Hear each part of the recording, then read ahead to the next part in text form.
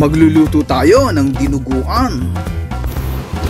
Meron tayo ditong 2 tasang dugo, luya, bawang, sibuyas, tsaka yung laman loob. Napakuluan na yan. Laurel, suka. Gagamit din tayo ng asin at paminta. Nagpainit na ako ng mantika sa kawali. Iginisa ko na ang luya.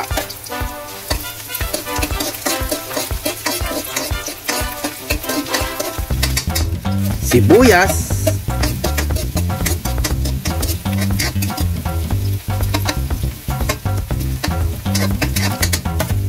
At bawang.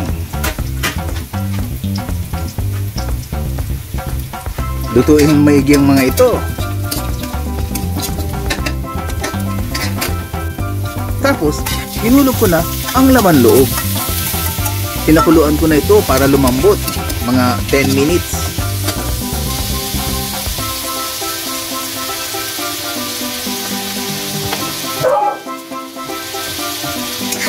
Haluin at lutuin maigi ito.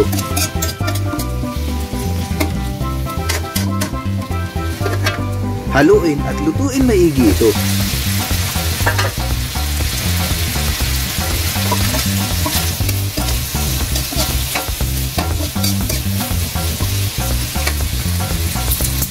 Lagyan ng dahon ng laurel, patanggal ng lansa. Lagyan ng paminta.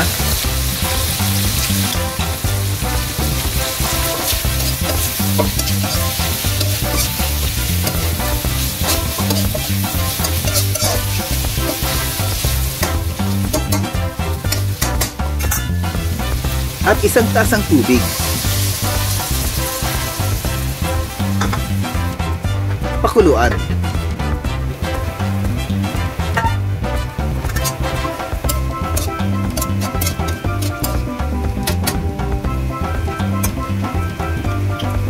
At pag medyo malambot na siya, lagyan ng suka. Oops, huwag mo nang hahaluin. Ngayon, ilagay na natin ang dugo. Sa pagluluto ng dugo, dapat dahan-dahan itong ibuhos at habang ibinubuhos ito, hinahalo para hindi mabuo.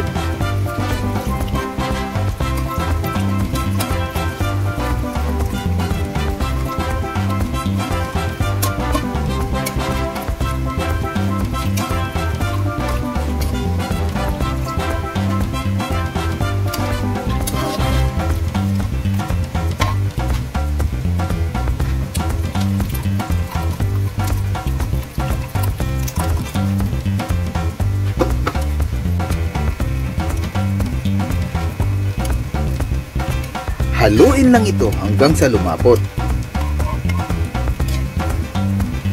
Timplahan ng patis.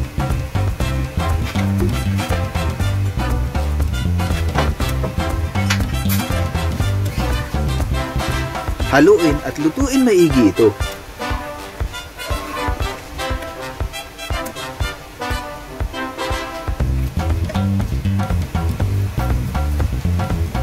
At kapag medyo kumukulo na, paluto na ito.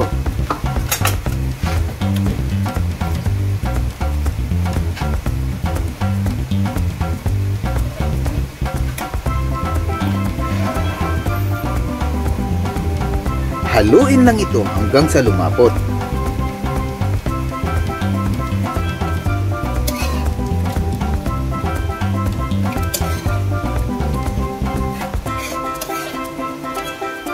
At ayan, malapot na at nabawasan na ang sabaw. It means, luto na ito.